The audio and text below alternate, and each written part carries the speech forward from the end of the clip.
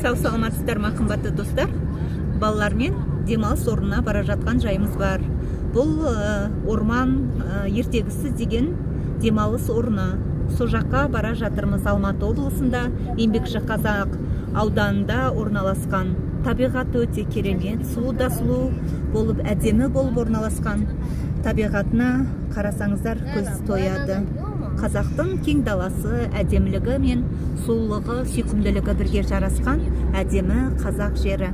Батырларымыз осыншама жерді біздің ұрпақтарымызға, біздер үшін, халқымыз үшін алып қалған әдемі орналасқан қазақ табиғаты. Негізі біздің әншілер болсын, жыршылар болсын, әдемі осы табиғатты суреттеген ақын жыршыларымыз өте көп.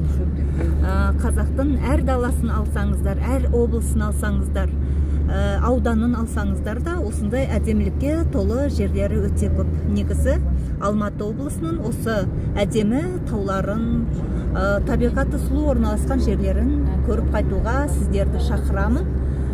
Әдемілікті әр уақытта көруге асығыңыздар, балаларыңызды да өздеріңізде табиғаттың ортасында әдемілікті көріп демалуға, әрқашанда баруға асығып жүріңіздер. Сау саламатта болыңыздар. Сіздермен бірге болған Айжан Сіләмқызы.